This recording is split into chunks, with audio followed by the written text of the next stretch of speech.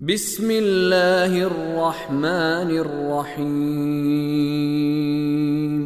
والناشرات نشرا فالفارقات فرقا فالملقیات ذکرا عذرا او نذرا۔ پھر صحیفوں کو کھول دینے والے ہیں، پھر حق کو باطل کو جدا کر دینے والے ہیں، پھر یاد خدا دلوں میں ڈالنے والے ہیں، حجت تمام کرنے کے لیے ہو یا تنبیہ کرنے کے لیے۔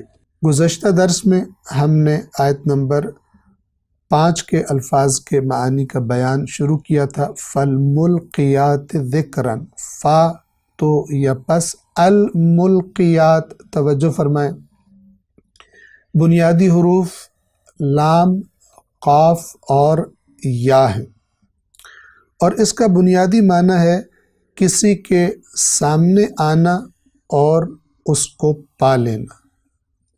دہراتا ہوں، لام، قاف اور یا، اور عرض کر دوں کہ اسی سے لقاء یا ملاقات کا لفظ بھی اسی لام، قاف اور یا سے نکلا ہوا ہے۔ آپ توجہ فرمائیں، ملاقات کا لفظ اور اس کا معنی واضح ہے، یہ عربی زبان کا در حقیقت لفظ ہے۔ تو لام، قاف اور یا کا بنیادی معنی کیا ہے؟ کسی کے سامنے آنا اور اسے پا لینا۔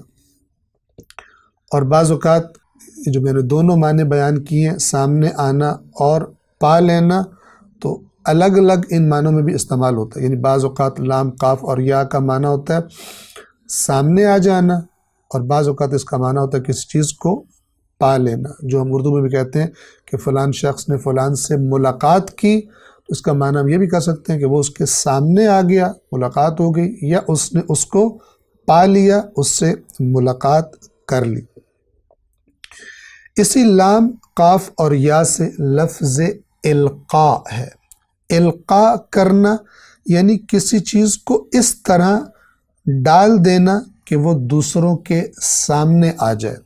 مثال کے طور پر میرے جیب میں کوئی چیز ہے، میں اسے نکال کر یہاں پر باہر پھینک دیتا ہوں اور دوسروں کو وہ دکھائی دینا شروع ہو جاتی ہے، اس کو کہتے ہیں القاء، سامنے پھینک دینا یا سامنے ڈال دینا۔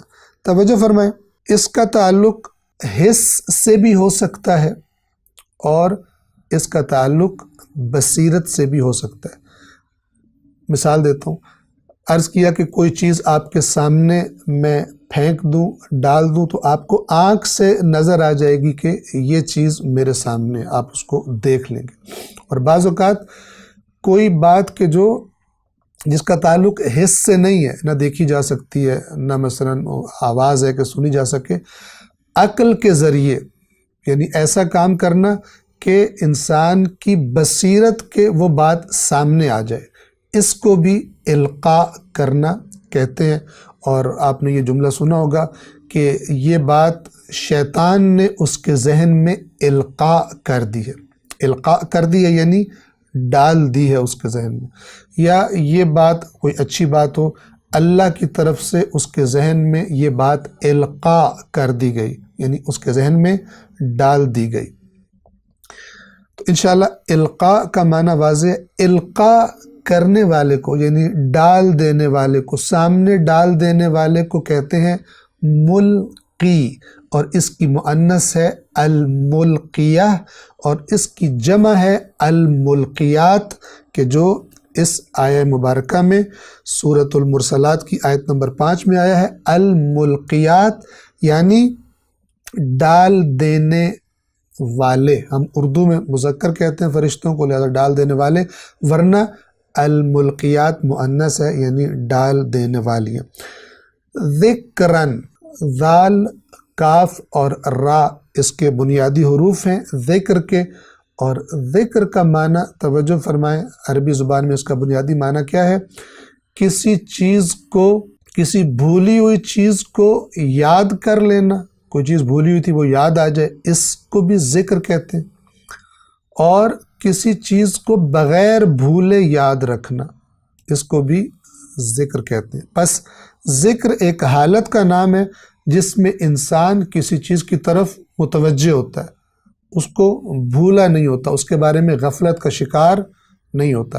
لہٰذا یہ جو فرمایا گیا یا ایھا الذین آمنوا اذکروا اللہ ذکرا کثیرا، کہ اے وہ لوگو جو ایمان لائے ہو اللہ کو یاد رکھو، کثرت سے یاد رکھنا، یعنی کوشش کرو کہ جتنا زیادہ تم سے ہو سکے اللہ کے بارے میں غفلت کا شکار نہ ہو۔ ہر وقت اپنے آپ کو یہ سمجھو کہ اللہ تمہیں دیکھ رہا ہے، تم اللہ کی بارگاہ میں ہو، اللہ کے سامنے ہو، تمہاری کوئی چیز اللہ سے چھپی ہوئی، اللہ سے پوشیدہ نہیں ہے۔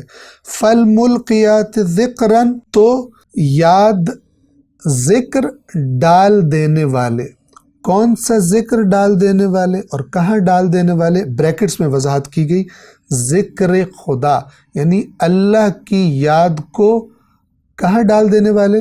ظاہر بات ہے کہ دلوں میں وہ یاد ڈال دی جاتی ہے۔